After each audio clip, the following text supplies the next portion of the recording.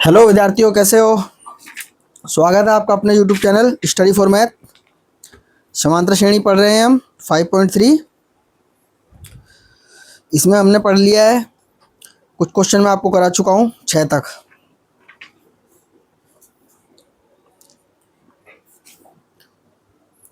और कैसे हो, सही पढ़ रहे होंगे, घर पे प्रैक्टिस कर रहे होंगे। कोई सवाल नहीं समझ में आया तो कमेंट करके पूछ सकते हो, मैंने पहले ही कहा था। आ जाइए। देखो 7वां क्वेश्चन है, एपी का प्रथम पद 22 पदों का योगफल ज्ञात करना है। ए डी दे रखा है, 22वां पद भी दे रखा है आपको, ये भी हो जाएगा आपसे। उस एपी के प्रथम 51 पदों का योगफल ज्ञात कीजिए, जिसका दूसरा और तीसरा क्रमश 14 और 18 है। दूसरा 14 है और चौथा पद और तीसरा पद 18 है। ये भी निकल जाएगा ए एन लगा के। ठीक है, यहाँ तक भी करा चुका हूँ। यदि नौवां क्वेश्चन है, यदि किसी एपी के प्रथम 7 पदों का योगफल दे दिया और 17 पदों का योगफल दे दिया तो एन पदों का योगफल ज्ञात करो। ये भी मैं करा चुका हूँ इस टाइप का। ठीक है ना, आ जाओ 10वां क्वेश्चन देखो।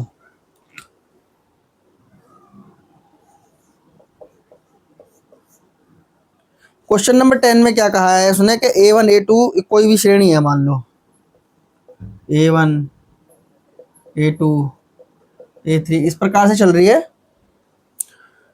AN तक। यदि AN नीचे दे, मान लो उसने कहा है कि AN, उसने परिभाषित कर रखा है AN। पहली सिचुएशन क्या दे रखी है उसने कि AN बराबर है 3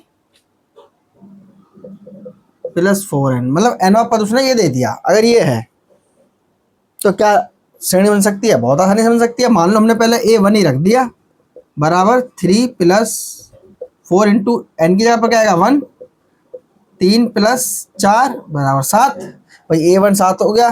मान लो A2 रख लिया हमने 3 + 4 इंटू 2, 3 + 8 11। A2 कितना निकल गया 11। अब मान लो A3 निकाल लो, A3 फिर वही यही है 3 + 4 इंटू 3, 3 4 तिया 12, कितना हो गया 15। तो AP क्या बन गई 7 11 15 इस प्रकार से बन गई। तो D कितना आ रहा है 4 आ रहा है। देखो 11 में 7 गया 4, 15 में से गया 4, D बराबर आना चाहिए। जब D अगर सबका बराबर आया तो वो AP है। ठीक है ना, तो AP है ये, सही है। यही बताना था इसमें।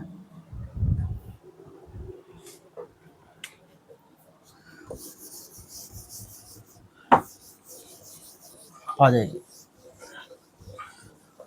आ गया ना समझ में, इजी था ये भी। इसी का दूसरा देख लो, फिर वही कहा उसने भी कि AN बराबर है N वो 9 - 5n। फिर क्या करेंगे भाई, n जो होता है nवां पद होता है, कोई सा भी टर्म हो सकती है। हमने 1 रख दिया, A1 मान लिया उसे।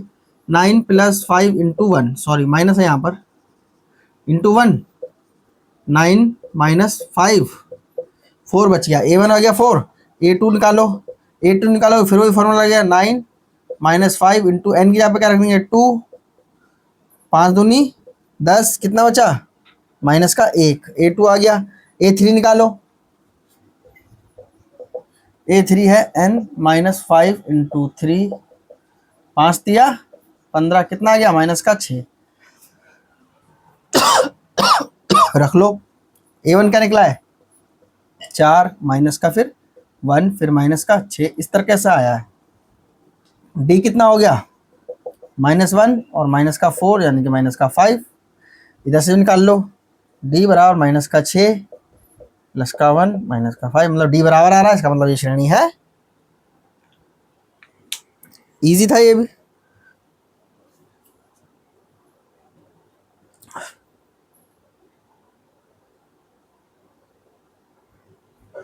ग्यारहवां सवाल देखिए, ये थोड़ा सा अलग टाइप में है, कठिन है ये।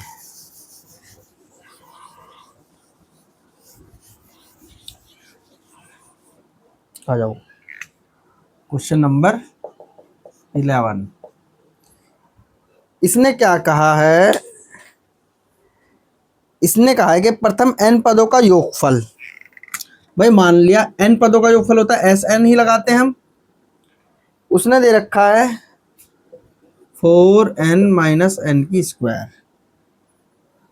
n पदों का योगफल दे रखा है, n पद कुछ भी हो सकते हैं, मान लो हमने एक ही लगा दिया कि एक पद का योगफल 4 इंटू 1 - 1 की स्क्वायर 4 - 1 बराबर 3। ठीक है, S1 का यानी कि पहले पद का है भाई, ऐसे होता है ना, एक पद, दो पद, तीन पद, इस प्रकार से होता है।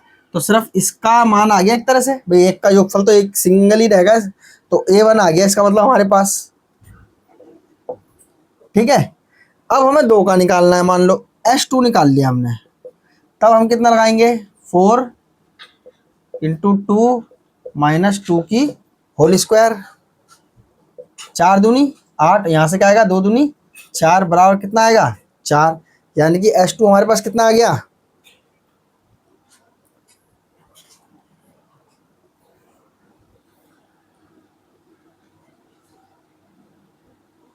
चलो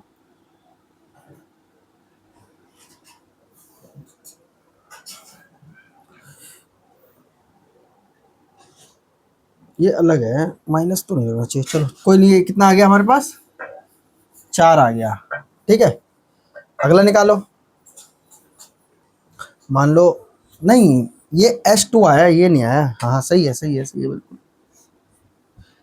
ये S2 है। S2 का मतलब क्या होता है कि दो पदों का योगफल, यानी कि यहाँ जो भी है, यहाँ जो भी है मैं नहीं पता क्या है उसका, और ये जहाँ है और उसका योगफल 4 है। ठीक है, तो अगर हम S2 निकालना चाहेंगे तो कैसे निकालें, A2 निकालना चाहेंगे तो कैसे निकालेंगे, A2 बराबर S2 माइनस S1। S2 कितना आया है 4, S1 कितना आया था हमारा 3 बराबर कितना आया 1, तो यानी यहाँ पर क्या आएगा 1।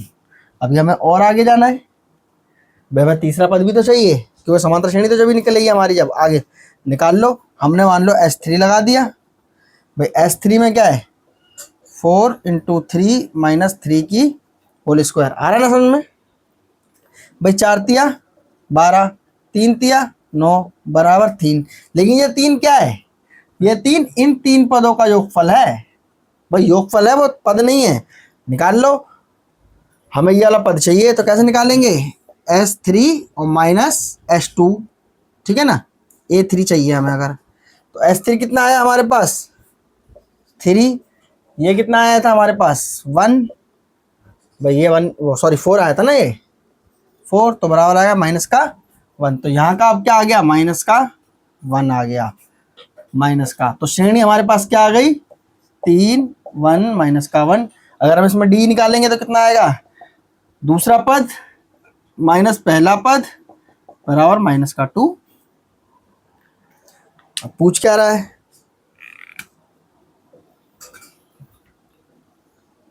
ठीक है, पूछ क्या रहा है हमारे पास, इसमें इसने पूछा क्या था कि प्रथम दो पदों का योग क्या है, तो दो पदों का योगफल निकाल दिया हमने S2।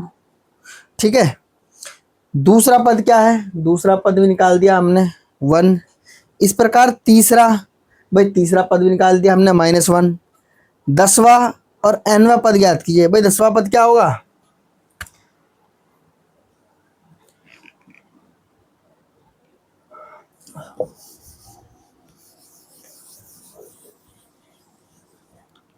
दसवां पद क्या होगा, A10 होगा, यानी कि A plus n-1 into d बराबर A plus 10-1 into d is equal to A की वैल्यू मैंने निकाल दी 3, 10 में से गए 9, डी मैंने अभी भी आपको बताया माइनस का 2 3, 9 दूनी 18, घटा दो माइनस के 15, ये तो आ गया A10 आ गया हमारे पास।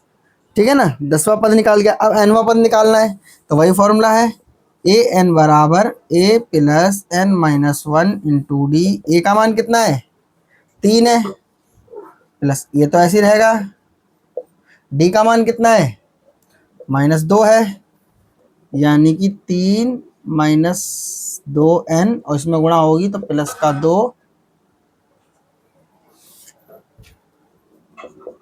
भाई, 3 तो है, इसकी गुणा करो माइनस के 2n, इसकी गुणा करो प्लस का 2, यहाँ से क्या होगा 5 - 2n, nवां पद ज्ञात हो गया। ठीक है, ये था सवाल।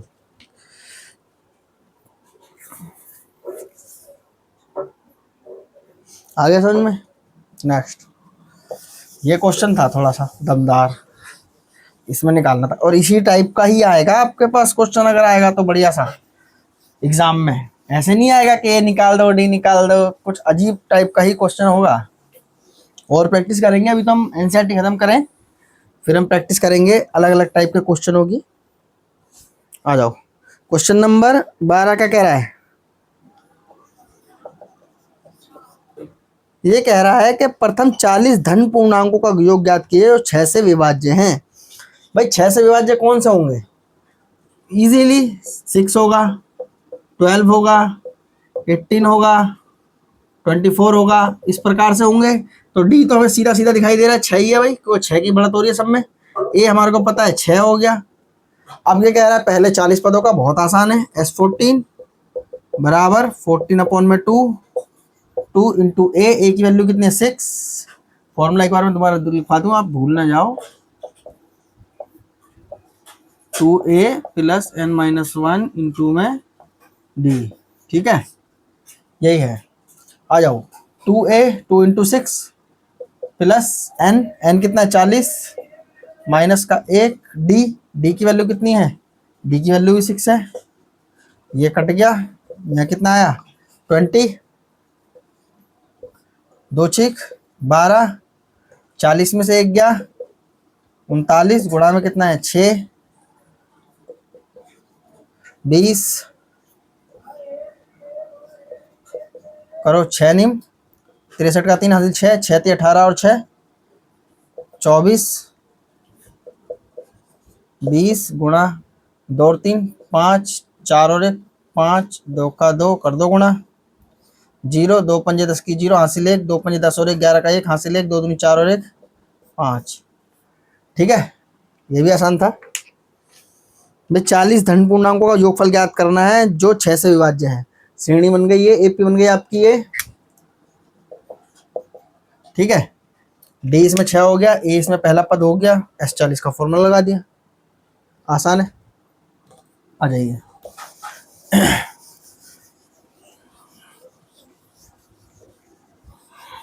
पेपर लेंथी आता है, थोड़ा सा हमें फास्ट होना पड़ेगा, वरना 3 घंटे कब निकल जाएंगे एग्जाम में पता नहीं चलेगा आपको। 13वां भी इसी टाइप का है। ये कह रहा है 8 के प्रथम 15 गुणज। भाई 8 के प्रथम 15 गुणज कौन से होंगे? 8, 16, 24, 32 इस प्रकार होंगे, ये आप निकाल लेना, ठीक है। वो उसमें 6 बजा, इसमें 8 बजा, 15 का योगफल निकालना है इसमें, ठीक है। चलो 13 भी से आगे बढ़ते हैं, भाई कुछ सवाल करके देखना, ठीक है।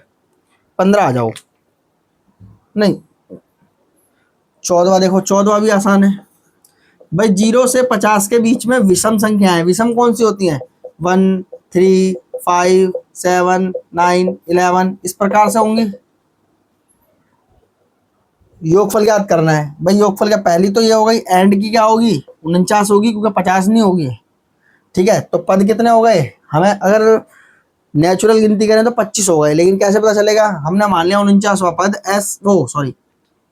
एनवां पद 49 है, ठीक है, यानी कि ए एन बराबर 49 है, ठीक है।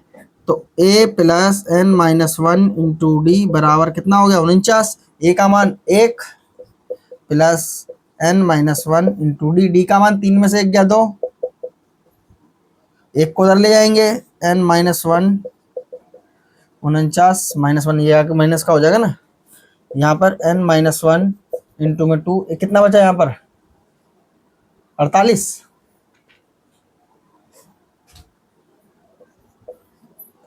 और n-1 बराबर 48/2 यानी कि 24, और n बराबर 24, ये 1 इधर आ जाएगा, प्लस का 1 बराबर कितना हो गया 25, यानी कि हमें कितना 25 पदों का योगफल निकालना है। वही हमें पहले ही पता था 1, 3, 5 अगर 50 तक जाएंगे, एक छोड़ के एक छोड़ के एक छोड़ के, तो 25 पद बैठेंगे, और 25 पदों का ही योगफल ज्ञात करना था हमें।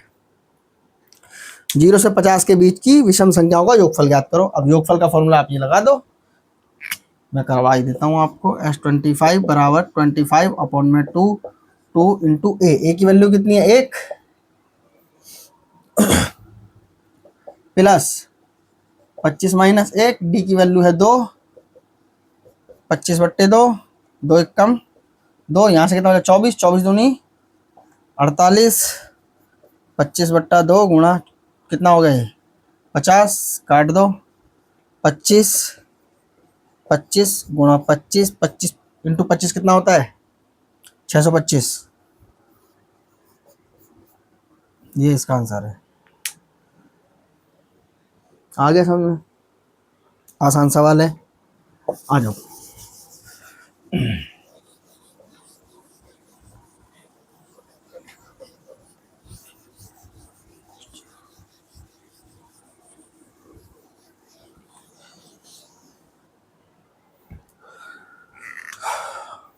पंद्रवा देखो,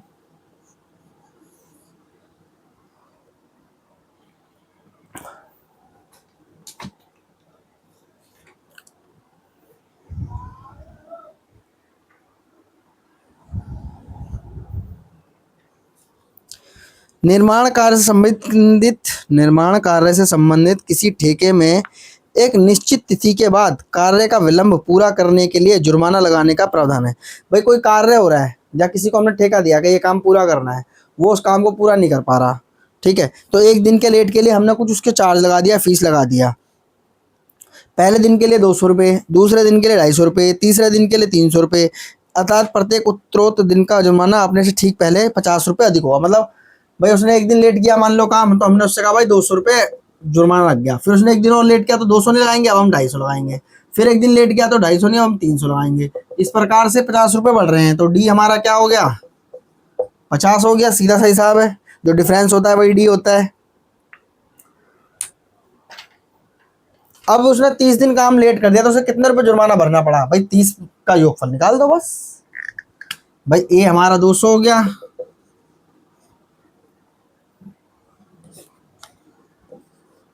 ये हमारा 200, डी ए फॉर्मूला क्या लगेगा 30 दिन का है तो एस 30 लगेगा, बराबर 30/2 2 इंटू ए की value 200 plus 30 minus 1 into D की वैल्यू 50, काट दो 15, यहाँ से 400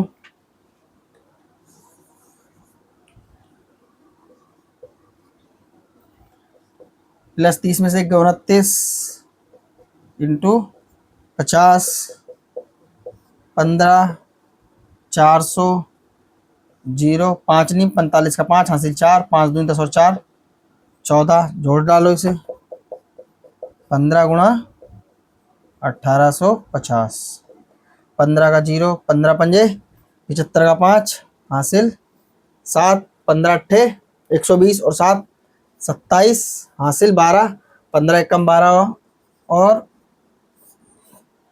27,750 रुपये देने पड़ेंगे उसे 30 दिन के लिए। कितने रुपए हो जाएंगे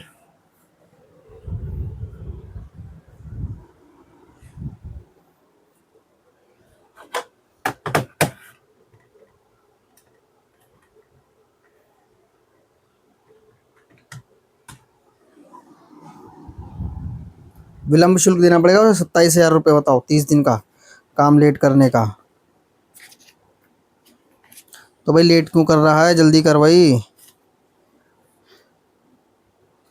चलो लेट के उसने 27,750 रुपये दे दिए।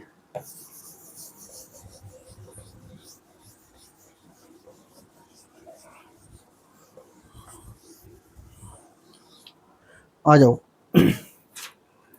क्वेश्चन नंबर 16 देखेंगे हम। किसी स्कूल के विद्यार्थियों को उनके भाई कोई स्कूल है उसमें कुछ प्रदर्शन अच्छा करने के लिए 700 रुपये का पुरस्कार दिया गया है, 7 ही छात्र हैं और उनमें बांटा गया है। अब कैसे बांटा जाएगा भाई, जो फर्स्ट आएगा उसे कुछ पैसे मिलेंगे, हमें नहीं पता क्या मिलेंगे। जो सेकंड आएगा उसको उससे 20 रुपये कम मिलेंगे, थर्ड आएगा उसको 40 रुपये कम मिलेंगे, फोर्थ आएगा उसको 60 रुपये कम मिलेंगे। हर किसी के में 20 रुपये की कम कर दिए जाएंगे, ठीक है। कौन सा है क्वेश्चन नंबर 16।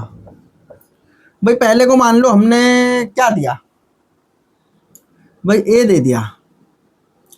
दूसरे को हमने क्या दिया, ए माइनस डी दे दिया। तीसरे को हमने क्या दे दिया, ए माइनस 2D दे दिया। भाई डी का मतलब डिफरेंस है ना, डी उसने हमें पहले क्या दिया है कि 20 रुपये। इस प्रकार से है और 7 जने हैं, यानी सीधी सी बात है कि S7 बराबर 700 होगा। भाई 7 जनों में प्राइज मनी डिस्ट्रीब्यूट हो गई तो S7 का टोटल तो 700 आ रहा है, टोटल 700 ही है हमारे पास। लगा लो फॉर्मूले में, क्या लगेगा,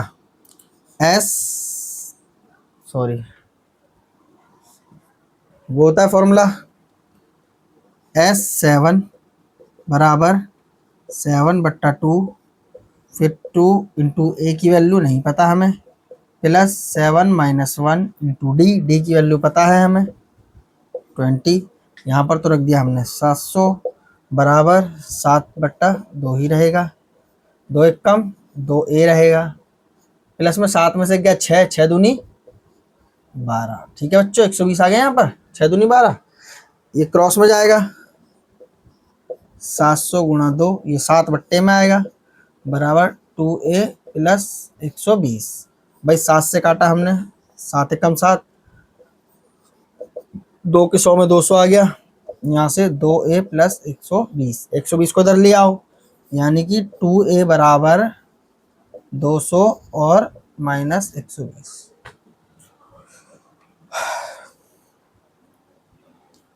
प्लस होना चाहिए, माइनस क्यों होगा ये।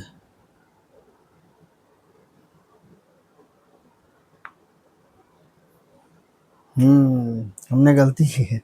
देखो भाई हर बार घट के आ रहा है तो डी तो माइनस है ना, भाई हर बार घट के आ रहा है, घट के आ रहा है, घट के आ रहा है तो माइनस है ये, तो ये माइनस के 120 हो गए ना। भाई उसने पहले ही कहा है कि हर किसी को 20 रुपये कम मिलेंगे तो माइनस होंगे। 7 में से एक गया 6, 6 की 20 में गुणा करोगे 6 दूनी 12, 120 माइनस के हो गए।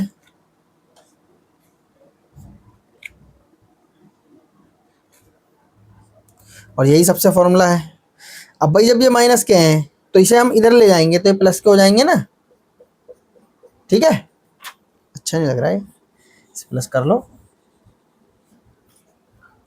प्लस 120, यानी कि a बराबर कितना हो जाएगा, 2a बराबर कितना हो गया ये 320, और a बराबर कितना हो गया 320/2, यानी कि 160 रुपये। तो सबसे पहले विद्यार्थी को कितने मिलेंगे 160 रुपये, दूसरे को 20 रुपये कम यानी कि 140 रुपये, तीसरे को 40 रुपये कम यानी कि 120 रुपये, ऐसे मिलेंगे। हर किसी का शेयर यही है।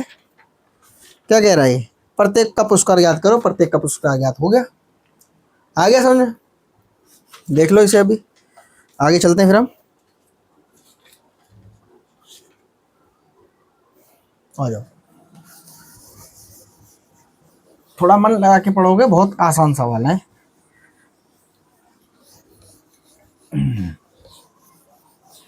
आ जाइए, क्वेश्चन नंबर 17 पे आएंगे अब।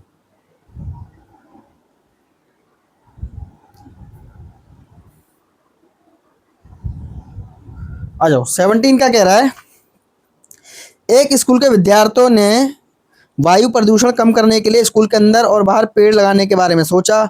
यह निर्णय लिया गया कि प्रत्येक कक्षा, प्रत्येक अनुभाग अपनी कक्षा की संख्या के बराबर पेड़ लगाएगा। देखो भाई कोई स्कूल है फर्स्ट से 1 से 12वीं तक का, उसमें हर बच्चा पॉल्यूशन से बचने के लिए एक पेड़ लगाएगा, तो हर क्लास एक पेड़ लगाएगी। भाई पहली क्लास 1, दूसरी क्लास 2, तीसरी क्लास 3, चौथी क्लास 4, मतलब जोन सी क्लास है वो उतने ही पेड़ लगाएगी, ये है रूल। आगे समझ, चलिए देख लेते हैं भाई हम। भाई पहली क्लास ने 1 लगाया, दूसरी ने 2 लगाया, तीसरी ने 3 लगाए, चौथी ने 4 लगाए, इस प्रकार से 12वीं तक क्लास है। आगे भी है, अभी इसमें ट्विस्ट आगे भी है। ट्विस्ट इसमें यह है कि हर क्लास के 3 सेक्शन है, ए बी सी, यानी एक क्लास 1 लगा रहे 3 सेक्शन 3 लगाएंगे, ऑब्वियसली बात है। तो पहले 3 1 गुणा 3 हो जाएगा, फिर इसमें 2 इंटू 3 हो जाएगा, फिर इसमें 3 इंटू 3 हो जाएगा, फिर इसमें 4 इंटू 3 हो जाएगा, फिर इसमें 12 इंटू 3 हो जाएगा। यानी कि अगर AP बनेगी अगर फाइनल में तो कितनी बनेगी, 3 एक कम 3, 3 दूनी 6, 3 तिया 9, 3 चौक 12, 3 पंजे 15, इस प्रकार से AP बनेगी 12 तिया 36।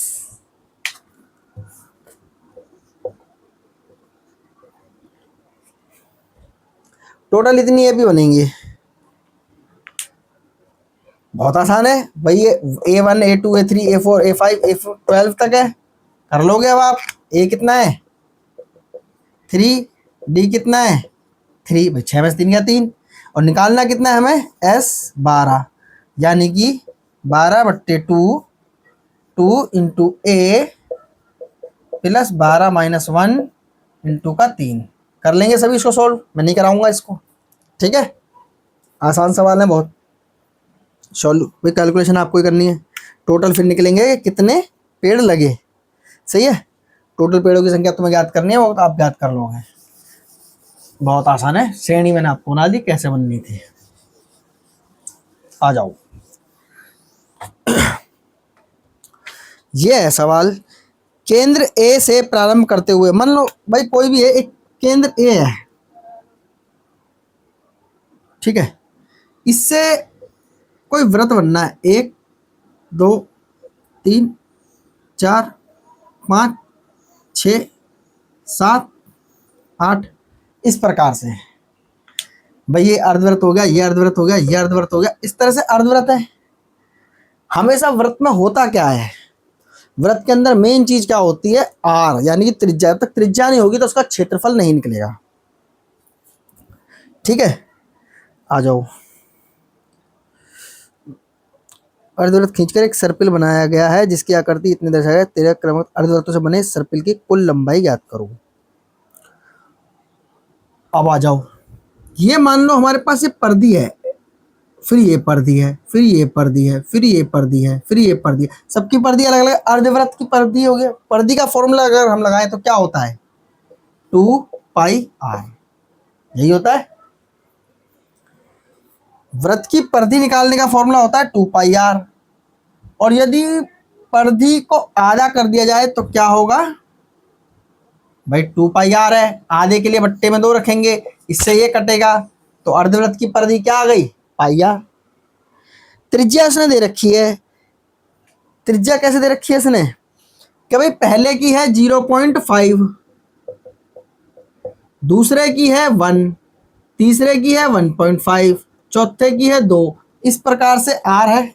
भाई आर है, आर देगा जब भी निकलेगा हमारे पास, तो हम क्या कर देंगे भाई, परिधि को हम एल से माप लेंगे क्योंकि लंबाई पूछ रहा है, L1 L2 L3 L4, इस तरह प्रकार से मान लेंगे हम। बहुत आसान सवाल है, बस उलझा रखा है इसमें।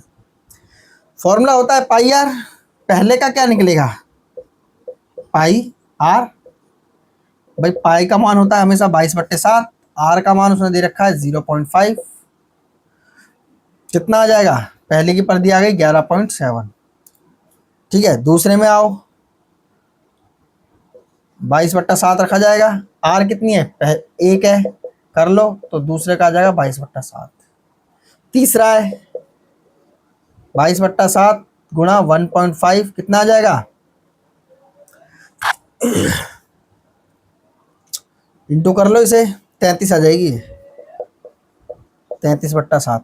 यानी कि अगर हम एपी निकालें तो क्या आई हमारे पास एपी 11.7/7, 22/7, 33/7, इस प्रकार से हमारे पास एपी आ गई। कुल है ये 13 पद, उसने पहले ही कह दिया कि 13 है, इसकी लंबाई ज्ञात करो, कर लो फॉर्मूला।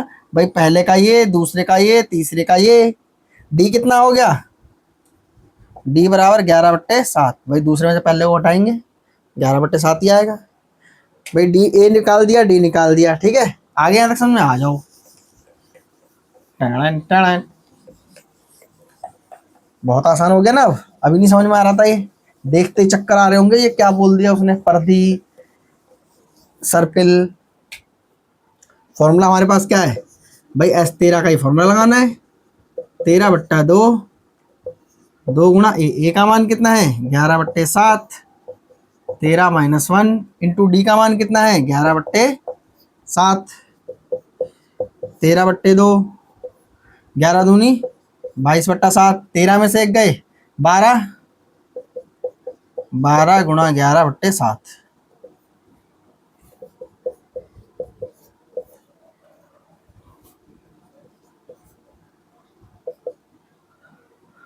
11 दूनी 22, 11 एकम 11 और 2 13 बट्टे में क्या है 7। ले लो 7 का एलसीएम। 7 का एलसीएम लोगे तो 22 बट्टा 132, 2 और 2 4, 2 और 3 5, 154 बटा 7 कट रहा है। ये कैसे देखो, 7 दूनी 14, एक बचेगा 7 दूनी 14, यहाँ कितना आ गया फिर 22 आ गया यहाँ पर। यानी कि 13 बट्टे 2 गुणा 22, 2 से काटा 11 बार, 11 तिया 33 का 3, 11 एकम 11 और 3 14, 143 सेंटीमीटर। इस जो वो सर्कल बनना था उसकी पूरी, जो सर्पिल बनना था उसकी लंबाई है ये। ठीक है ना, कैसा लगा? ये क्वेश्चन था थोड़ा सा हार्ड। 143 सेंटीमीटर। ओके, आ जाओ नेक्स्ट। इस तरह के सवाल थोड़े से लगते हैं कि हाँ भाई एनसीईआरटी में दे रखे हैं सवाल बढ़िया करके।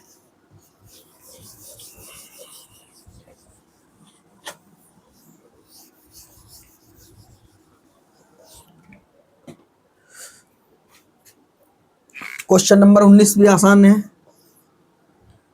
भाई। उसने कहा कि 200 लट्ठों की ढेरी है कोई, 200 डंडे हैं, लट्ठे हैं, मेरे पेड़ कटे हुए हैं। उसने इस तरह से रखे हुए हैं, पहले में 20, अगले में 19, अगले में 18, अगले में 17, इस प्रकार से रखे हुए हैं। तो भाई डी तो हमारे को पता चल रहा है कि -1 है, कम होता जा रहा है। ए हमारा कितना है 20 है।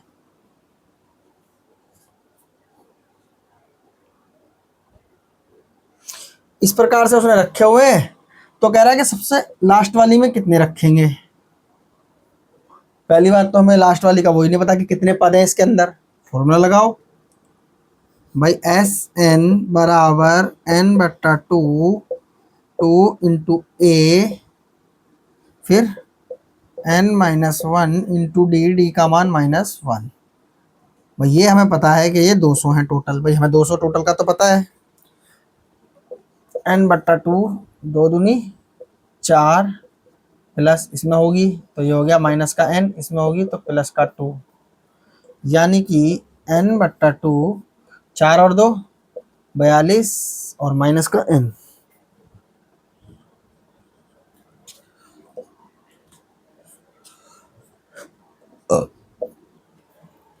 अब यहाँ देखो, यहाँ क्या है, यहाँ 200 है, इसे हम ऊपर ले आएंगे। 200 गुणा 2, n को अंदर ले आओ 42n, फिर n की गुणा होगी -n का स्क्वायर। यहाँ तक आ गया समझ में। द्विघात समीकरण बन गई हमारे पास। इसे इस तरफ ले आओ, n की स्क्वायर -42n और प्लस का 200 दूनी 400 बराबर 0 के। लगाओ 42 के ऐसे वेक्टर करो, गुणा करें तो 400 आए, जोड़े तो 42 आए, क्या होगा, हो जाएंगे।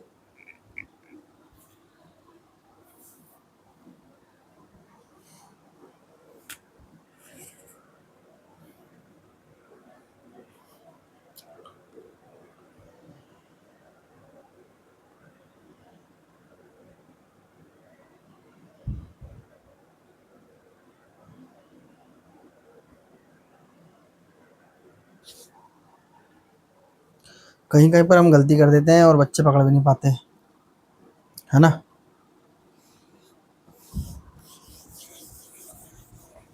और खैर हम तो पकड़ ही नहीं पाते। आ जाओ, ये फॉर्मूला था, लग गया, आ गए हम। n बट्टा 2, 2 गुणा 20 40, प्लस में n, इसकी गुणा इसमें होगी, ठीक है। तो कितना आएगा माइनस का n, और इसकी होगी तो 1 एकम 1, ठीक है। यहाँ तक सॉल्यूशन हो गया। बराबर एस एन का फॉर्मूले में है क्या, वो 200 कह रहा है, वो पहले कह रहा है 200 है। यहाँ से हो गया हमारे पास n बट्टा 2, 4 और 1 41 और माइनस का n और बराबर 200। ये क्रॉस में जाता है, यानी कि n 41 माइनस n बराबर का 400। क्या करेंगे अब हम इस n को अंदर ले जाएंगे, तो 41n माइनस n का स्क्वायर और बराबर 400 के, इसको सबको एक तरफ ले लो, तो n की स्क्वायर माइनस 41n और प्लस के 400। अब करो इसके फैक्टर करो,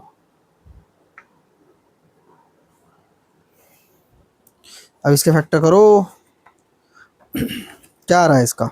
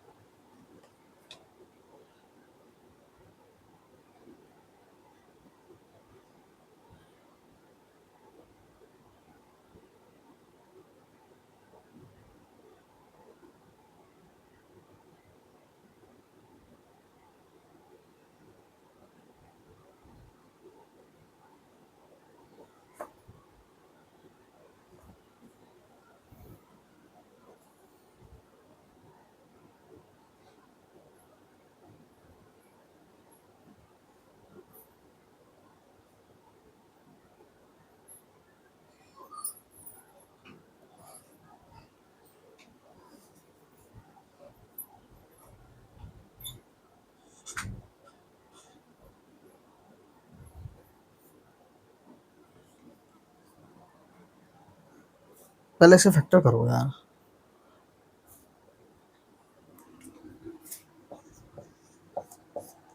2 से 200, 2 से 100, 2 से 50, 2 से 25, देखो 2 दूनी 4, दूनी 8, दूनी 16, 16 इंटू 25 बराबर 400। हो गए फैक्टर। n का स्क्वायर माइनस का 25n प्लस का 16, नहीं माइनस का जाएगा तभी तो बैठेंगे, माइनस का 16n और प्लस का 400 बराबर 0 हो गया। n को कॉमन लेंगे तो n माइनस 25, यहाँ से माइनस का 16 लेंगे तो n माइनस 25 बराबर 0, n माइनस 16 हो गया और n माइनस 25 बराबर 0, तो n बराबर 16 और n बराबर 25। अब देखो या तो 16 पद है या 25 पद है, भाई 25 हो नहीं सकते, पहले में 20 आ रहा है, 20 गुणा 20 इंटू कितना होता है भाई, 20 गुणा 20 इंटू 400 होता है, और जबकि इसमें कम भी होते जा रहे हैं, कम भी होते जा रहे हैं, कम भी होते जा रहे हैं, तो यानी कि इसमें 25 ही पद होंगे, 16 नहीं हो सकते। भाई मान लो 16 लाइन है, अगर 20 को 16 से गुणा करोगे तो वैसे ही नहीं पहुंचेंगे 400 के आसपास, तो 25वां पद है। तो यानी कि यहाँ पर जो है ये पद जो है जैसे A1, A2, A3 ऐसे, यानी कि ये 25वां पद है। टोटल इसमें 25 पद है, ठीक है। अब वो कह रहा है सबसे ऊपर की पंक्ति में कितने, तो 25वां का फॉर्मूला लगाना पड़ेगा हमारे को।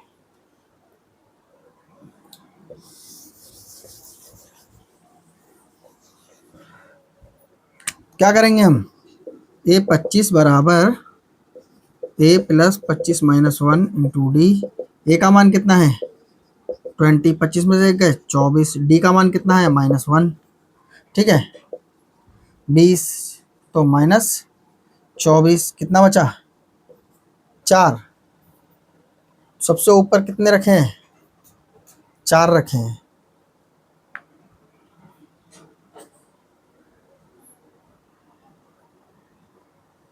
सबसे ऊपर की पंक्ति में 4 रखे हैं, फिर यही तो पूछ रहा था वो।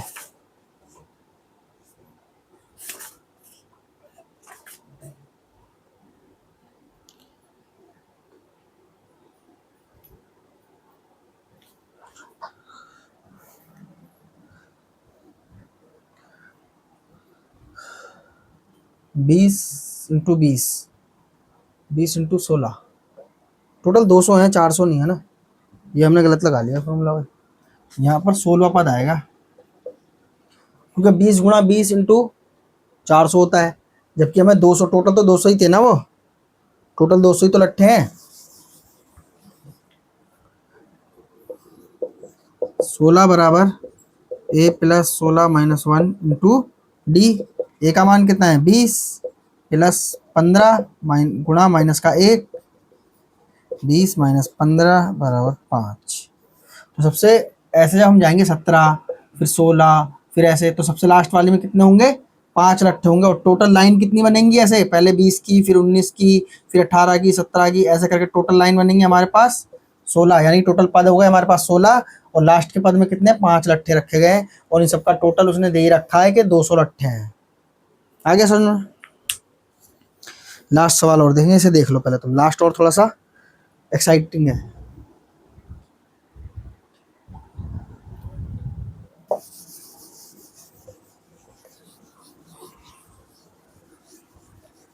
भाई दो ही निकलते हैं हमारे पास, 16 या 25। 25 हो नहीं सकते, तो 16 ही होंगे। हमेशा दी गई समीकरण में दो आंसर निकलते हैं ना। आ जाओ 20वां देख लो, लास्ट क्वेश्चन है ये, और अच्छा है। किसी स्कूल में कोई प्रतियोगिता हो रही है और यहाँ पर एक बाल्टी रखी है। इससे 5 मीटर दूर एक आलू रखा है, 3 मीटर दूर फिर एक आलू रखा है, फिर 3 मीटर दूर एक आलू रखा है, फिर 3 मीटर। यानी कि अगर हम देखें तो पहला कितना हो गया? 5। यहाँ से दूरी कितनी हो गई? 8। यहाँ से दूरी कितनी हो गई? 11। यहाँ से दूरी कितनी हो गई? 14। इस प्रकार से दूरी चल रही है। अब कोई बच्चा यहाँ से यूं उठाता है पहले आलू, फिर इसमें डालता है, फिर यूं उठाता है, फिर इसमें डालता है, फिर यूं उठाता है, फिर इसमें डालता है, फिर यूं उठाता है, फिर इसमें डालता है। मतलब हर बार उसे कितना दौड़ना पड़ रहा है? टोटल उसने कितने दौड़े? टोटल आलू है कितने? 10 आलू रखे हैं टोटल।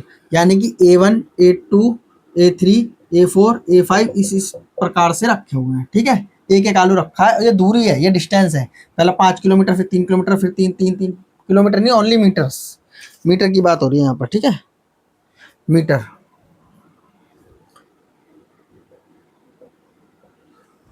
तो अब पहली बार जब बच्चा दौड़ेगा तो पहले आलू को उठाकर टोकरी में रखने पर चली गई दूरी। भाई देखो, बच्चा यहाँ से यहाँ दौड़ा 5 मीटर, फिर उठाया, फिर वापस लगा, तो 10 मीटर दौड़ लिया उसने। फिर दूसरे आलू को उठाकर टोकरी में रखने पर भाई आगे तक दौड़ा, 8 मीटर हो गया यहाँ तक। फिर इसको यहाँ रखा, 8 मीटर हो गया। तो दूसरे को दौड़ने में उसे कितनी दूरी तय करनी पड़ी? भाई पहले को उसने दूरी तय करी 10 मीटर, दूसरे को 16 मीटर।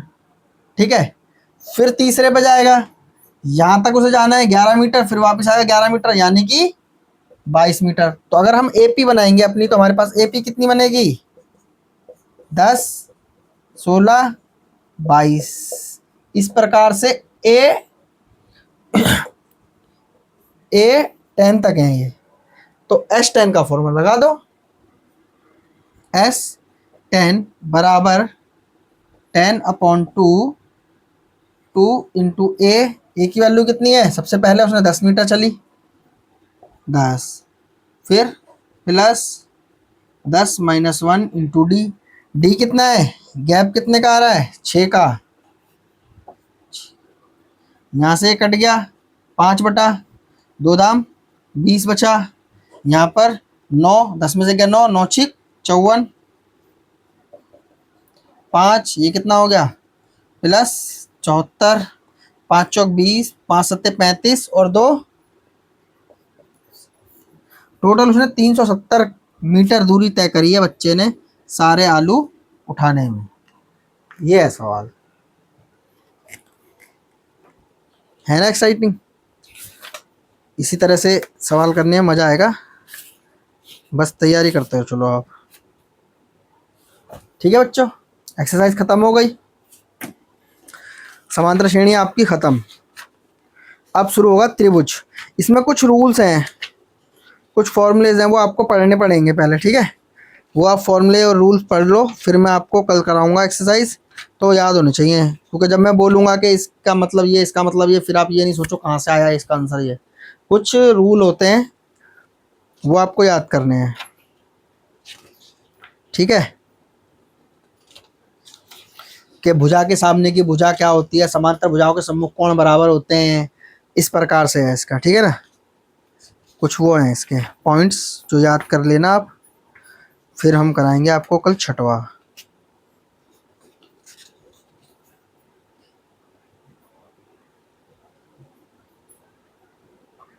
ठीक है, सेशन कैसा लगा लाइक कर दो अगर सेशन अच्छा लगा तो, और शेयर करो, ठीक है।